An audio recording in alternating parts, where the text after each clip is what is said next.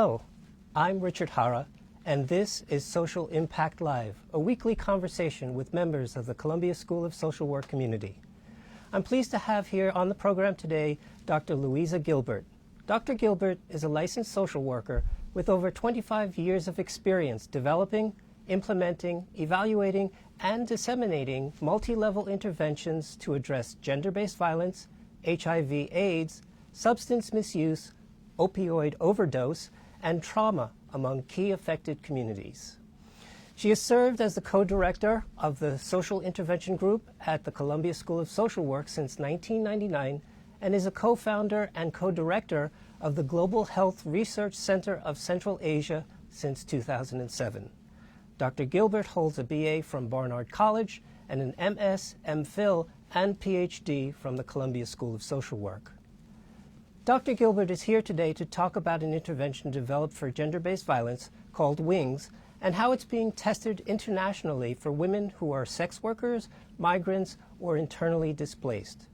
WINGS, which stands for Women Initiating New Goals of Safety, is an evidence-based screening, brief intervention, and referral to treatment service tool that was originally designed to identify intimate partner and gender-based violence among women who use drugs in New York City.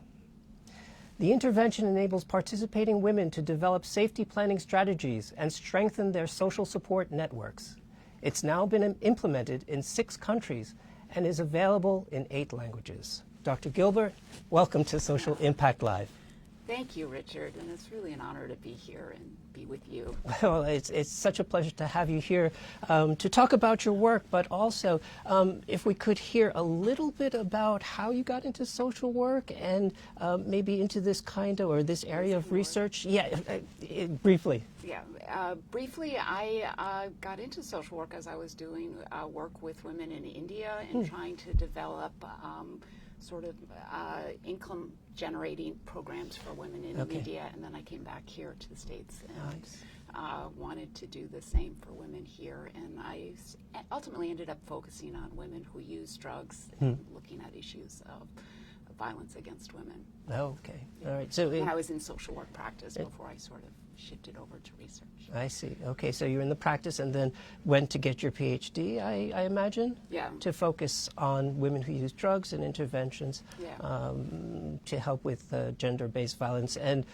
before we talk about programming, I mean, if we could zoom back a little bit and, you know, when we're talking about gender-based violence or what do we mean? Intimate part, I mean, what are the things that we're focusing on? I mean, the UN definition of gender-based violence is really patterns of physical, sexual, economic abuse, psychological abuse that are related to perceived gender role norms and ultimately based in unequal power relationships that are driven by sexism and heterosexism and intersect with racism and classism and all the other isms.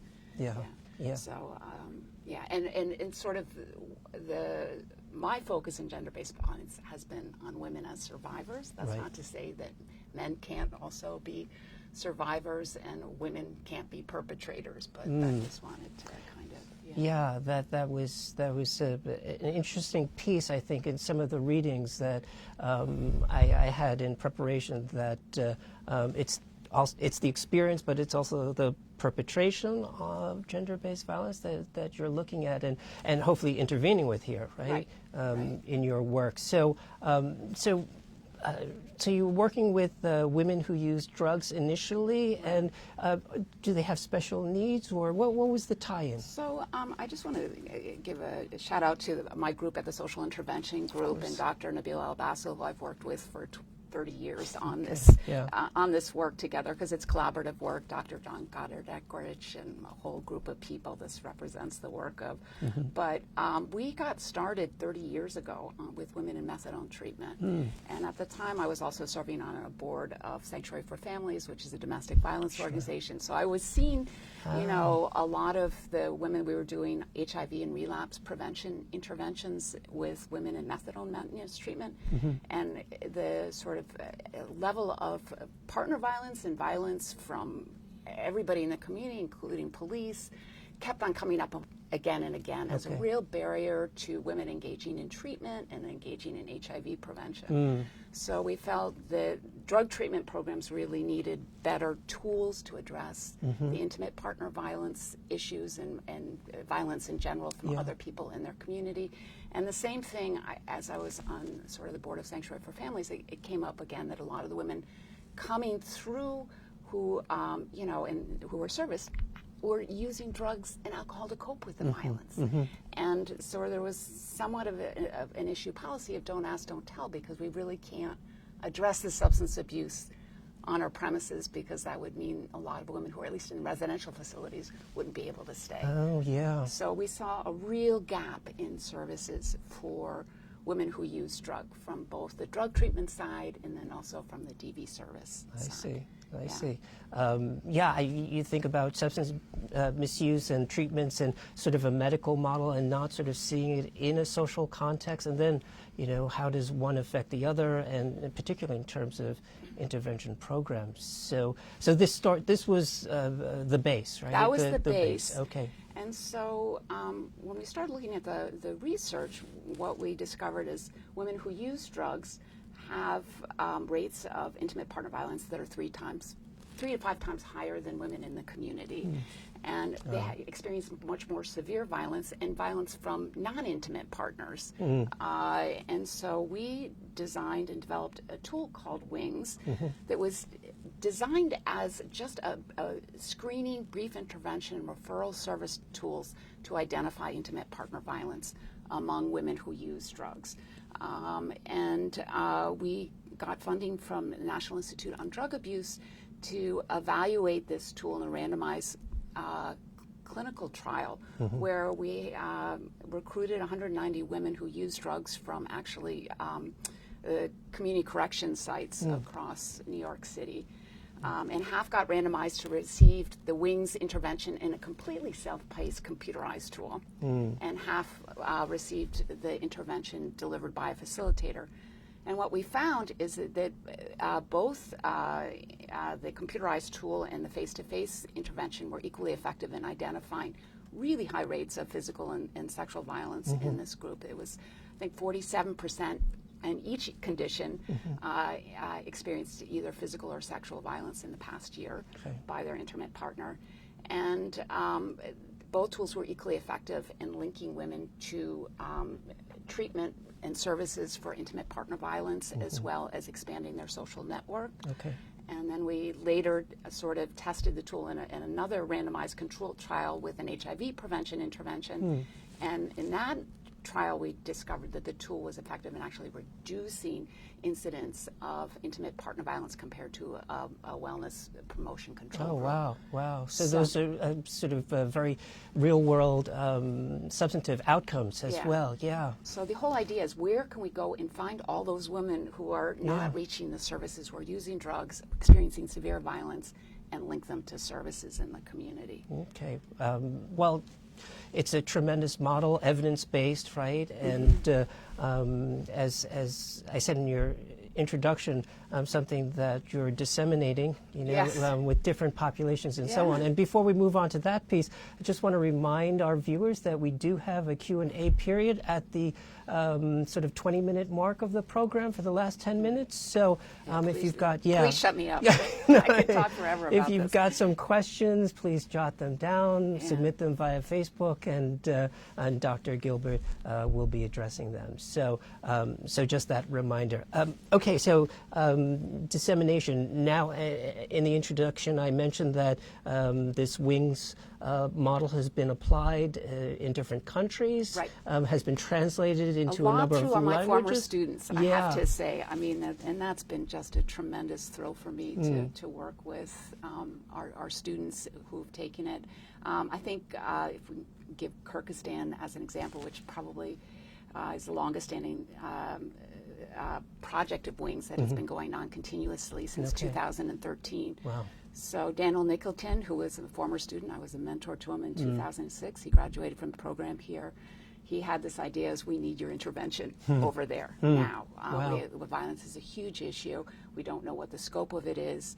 And so he recruited like 5 different harm reduction programs over there We receive funding from the Open Society Foundation, and we expanded the tool and adapted it in several different ways. We went beyond just screening for intimate partner violence, but also gender-based violence, and discovered extremely high rates of both intimate partner violence and gender-based violence, including 50% of the women reported experiencing police violence. Wow. So what do you do when you're experiencing intimate partner violence, and who do you call, right? Yeah. You call the police. What if you don't have What that if you- protection?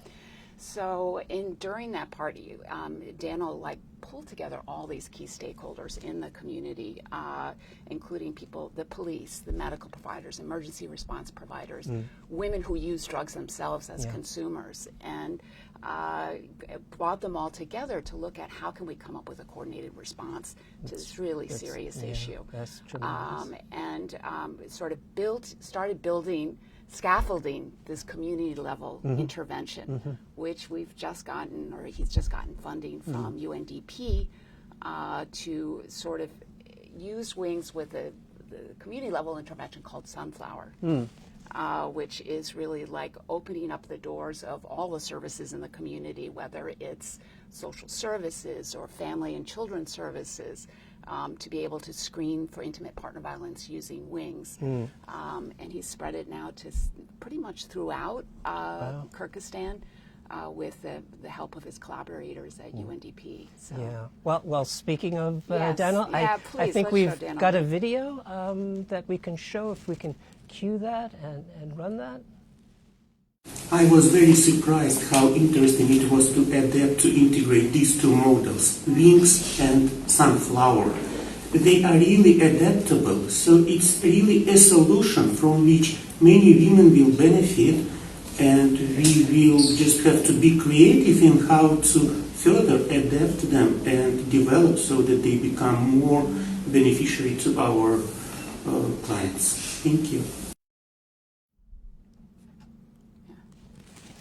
Wonderful. Having a video like this, I think, is just testimony to how connected, your programming is to local communities and how they articulate their needs. Your thoughts about that? Well, every country has been different, and the needs of each country have been different. So in Ukraine, I'm working with a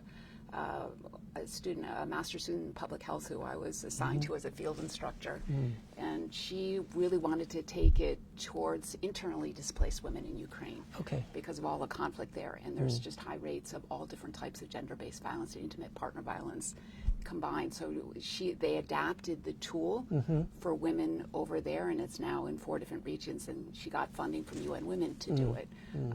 In India, they've also adapted it to not only women who use drugs, but women who engage in sex work, HIV positive women, trans women who are at risk, and it's been scaled up in 4 different cities. They also decided, because there weren't that many services in a lot of these towns, and they haven't quite gone the community level intervention route, is they built a support group for women who went through wings to kind of encourage each others to, work on their safety plans, provide each other, if they needed a safe place to stay at night, what they could do with their informal social network. Right. So let me see if I can understand this. So the tool that you're talking about, this is a sort of one-day workshop? Is it something that takes place in, where does it happen? Where does it happen? Okay. Well, if you look at projectwings.org, it has the actual, there is a computerized link to the computerized tool there that you can access.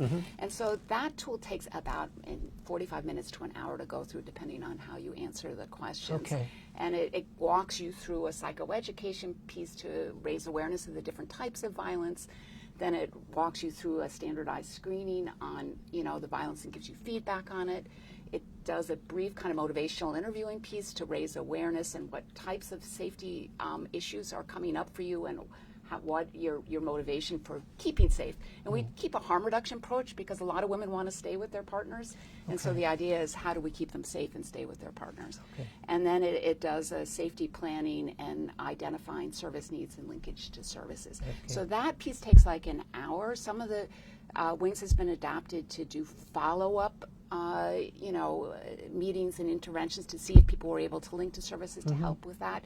It's been integrated into HIV counseling and testing, so that, if you do HIV testing and you're in a violent relationship, how do you disclose to a partner? Whether you disclose to a partner, how does that all happen?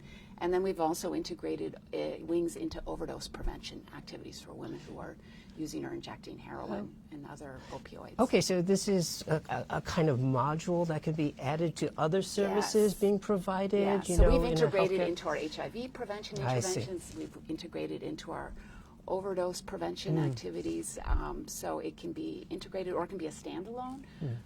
But I think the biggest lesson learned for us is it's also empowering communities of women who use drugs to be able to collect data to document the different types of violence and gender-based violence that are going on in their communities, and sort of raise awareness at a community level. We need to do something about this.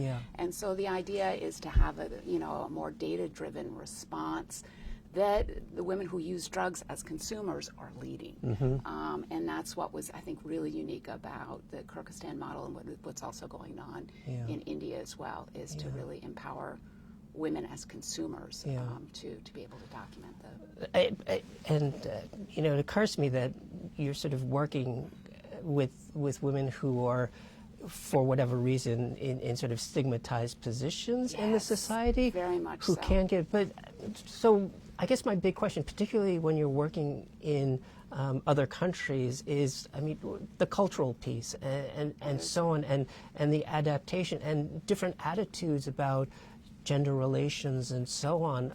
Is that an issue that comes up all the a time? lot? Yeah, and how do you manage it? Well, all the time, and I think a lot of it is breaking down the stigma, because a lot of women who use drugs internalize that stigma. They feel like they're bad mothers, they've been told everything else, and to disclose the violence, they don't even see it as violence sometimes. So that brief psychoeducation piece of breaking down the internalized stigma is really important. But at a community level, it's so important, because if you have police perpetrating violence against these women, or other emergency responders calling the husbands up, when they come for emergency help, there's real problems and issues. So a lot of it is really breaking down the stigma, both at a provider level and an internalized, Yeah, and that's how you, as a sort of academic partner, but also working with agencies and organizations like UNDP, can sort of serve as that, springboard for having these community-wide conversations. Right. That is so. In communities in Kyrgyzstan and even here in New York, we have community advisory boards to really start, once we use the tool to really generate data and looking at what's the prevalence and incidence of different types of violence that these women are experiencing, is to take that data and run with it and say, this is when we first, in Kyrgyzstan, for example, generated the data on police violence against women who use drugs. We brought together the Deputy Minister of Interior, the police, and we were really nervous. We presented back that data, and they were like stone silence. And then finally the Deputy Minister got up and said, I want to know when, where, how this is happening. Let's collect more data. And so there was a responsiveness, and as a result, we also said, let's do a police training on gender-based violence, which we were able to get funding to do. Let's set up women-friendly units in the police department to be able to respond to it. So those are the kinds of, ultimately, going upstream and trying to tackle the issues. That's tremendous, because so often when we think about direct practice, we're thinking about, well, we'll use these evidence-based interventions, but you're also collecting data, and you can't change policy unless you've got the data. So you're there was a lot of anecdotal data before that this was happening, but the numbers really kind of helped sort of catapult, and catalyze change, I think, system-level change. Wonderful. I know we've got some questions, so if that's okay, I can turn to them now. I'm interested in hearing more about how the WINGS program challenges male partners to reflect on and change their behavior. Are they included in the model? No, they're not, and that's a fabulous question. It's ultimately, we do have to get to the perpetrators, if they're male partners who are doing that, or if it's mutual, to figure out how to do that. The way we've really tackled that piece is to bump it up to have that sort of community level response to it, and then also hopefully to identify those male partners and have the system work with them. Right. But ultimately, we're not going to make to really make an impact on this gender-based violence issue. It's about getting to the men as well, and it's a very important question. Yeah, absolutely. This conversation and work revolves significantly around the gender binary. What work is being done that includes GBV for individuals that do not identify as a woman? As a woman. Great question. I actually am working with a recent graduate from our program, Mark Minio, to adapt wings for transgender women and LGBTQ communities. So it's a great question.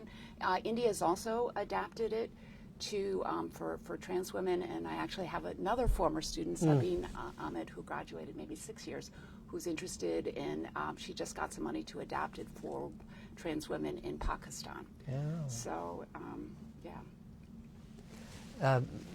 Can Wings address community resistance to prioritizing intimate partner violence survivors? I think the example of Kyrgyzstan, it did. It did, yeah. Yeah, it really did, because I think it wasn't on their radar screen at all. It wasn't in the police radar screen, and it was they were able. There was no safety planning done in even the domestic violence agencies. Yeah. So they were able to sort of raise all these issues up to a community level and structural level. Yeah. And again, it's important to note that when you implement a program like Wings in a different country, that you are working with a whole range of stakeholders, right? Yeah. And you can leverage that in terms of sort of creating both conversation and action, right, to address some of these issues. Right. All right. Well, let's see. Oh, more questions. Hi, Dr. Gilbert. I'm a prospective student for the MSW at CSSW, and I was wondering if the program has been implemented in any West Indian communities. Also, how do you handle pushback to the program? So, what is the range in terms of the different countries where it's been implemented? Okay, so it's been in Kyrgyzstan, India, obviously the U.S. Now it's going to Pakistan, but also in Ukraine and Georgia. So, and Indonesia, actually, here it's there too. I recently heard from a colleague that someone had taken it over there, and I don't even know. So I'm not even sure where it is. But West Indian, I'm delighted to tell you that my close partner and colleague throughout this, Dr. Don Goddard-Eckrich, who's from Trinidad, has real plans to take it to Caribbean. We are actively looking for proposals and RFAs and PAs to respond to on that. And the second part of the question regarding pushback. I mean, how have you? I mean, I do. Yeah. Is it always an easy sell or no? I mean, it is where there's just no resources to deal with it. I mean, it's been a huge issue and need, and people largely have been very responsive to it. I do think we've gotten pushback from the police on it. In some ways, they, the defensiveness about, when we ask them like how, to have a better response to it. Yeah. We've gotten some pushback there. But for most part, it's been really welcomed in communities, and people see it as serving a huge need. So, and are there communities where, I mean, what's the longest track record for this program? I'm thinking in terms of, follow-up and longer-term implications. Well, I would say, Kyrgyzstan has been continuously implementing it since 2013. And they've not only scaled up in the number of geographic region that they're covering, but also they've expanded it beyond women who use drugs to women who engage in sex work and to general populations of women at risk, rural women, where there are very few resources. Okay. And so they've scaled it up throughout the whole country with this latest UNDP grant. And given all the different populations and settings where this tool has been implemented. I'm curious, what have you learned from that history, from that track record that has gone back into the program? I imagine, you know, it's a continuous evolution, cool. right? Yeah, no, it's iterative. And Iterative, I think, yeah. you know, in the sense of the adaptations that like Kyrgyzstan made and India made to it, now Ukraine is taking that. So they decided we need to have this community advisory group so that we, you know, once we can make that system level change to have more responsive services. We need to have that group, you know, option, because there are not a lot of places where women who are actively experiencing violence have that space to get together. They're not, especially for women who use drugs, they're usually excluded from most domestic violence services or don't feel comfortable coming into them. So they've taken those adaptations. And are still using the you know, the computerized tool. Daniel's now adapted and turned into an app so that we can get out to a greater population of women at risk who may not feel comfortable coming into services at all. Yeah. So, yeah. Okay. Well, thank you. Another question. Thank you for sharing all your work, Dr. Gilbert. I would like to hear a bit about your work in India. I have studied abroad in India, and I am currently working on a research project regarding dowry-related violence in India. Oh, yeah. Do you happen to know what initiatives are being taken to halt dowry violence in India? Thank you once more for all your knowledge. Thank you for this question, and I think it just goes to show the tremendous variation in how gender-based violence evolves and plays out. Like dowry violence is a huge issue in India. It's not over here. Right. Threats of burning women are like, that's standard in India and Kyrgyzstan. That's not an item that you would have on a scale over here, as on a standard scale here. So we are now implementing wings in 4 different cities, areas in India, Pune, Delhi, Manipur, and in the Punjab. And we are actually hoping to get results from the evaluation soon. They just wrapped up their 6-month follow-up, so we will be better. They did an initial pilot in Pune where they saw a reduction in different types of violence over time, but Wow. Looks like we have more questions. Has WINGS been implemented with Latinx immigrant women living in the U.S.? Okay, great question. I had a student, I guess it was 2 years ago, and Adriana, she took WINGS and worked with a group uptown to translate and do a cultural translation of the whole tool. And we just have not gotten funding for it. So that one's on a back burner. We do have a Spanish translation. It probably does need a much deeper kind of cultural translation to it, depending on where it gets implemented. Particularly the issues with immigrants are that's a whole issue of how violence evolves and plays out among immigrants and the threats of deportation and green card. I mean, it's a whole other layer of abuse that goes on, both by the partner and by the system. The system, I was going to say, itself. So if anybody's interested, please reach out and contact me. I'm always happy to collaborate and try to move the work forward. And if anything, what I get a sense of is how this work is just evolving and growing day to day with the involvement of students. The of students, that's tremendous. They are the ones who've taken it forward. We have terrific students, and I've been really honored to work with them. So we've got a last question or comment that maybe you can respond to. I'd love to follow up about using WINGS with human trafficking populations. Yeah, the 20 million women who are trafficked every year. That's a great question. We have added questions to get at whether women are trafficked, especially I think Ukraine is now also adding those pieces because there's a lot of trafficking through that region. But we have it here in New York. We do. And that's part of the gender-based violence that we are trying to track. There's one. Is there another one? No, I think that's it. So we'll sort of be looking for that in future iterations of the a really important question project. Because that's a whole systemic issue of gender-based violence is human trafficking with that's huge. Okay. Well, thank you so much for thank you so much. It's coming been here great to to the catch program. up with yeah, you. Wonderful. Yeah. And wonderful work that you're doing.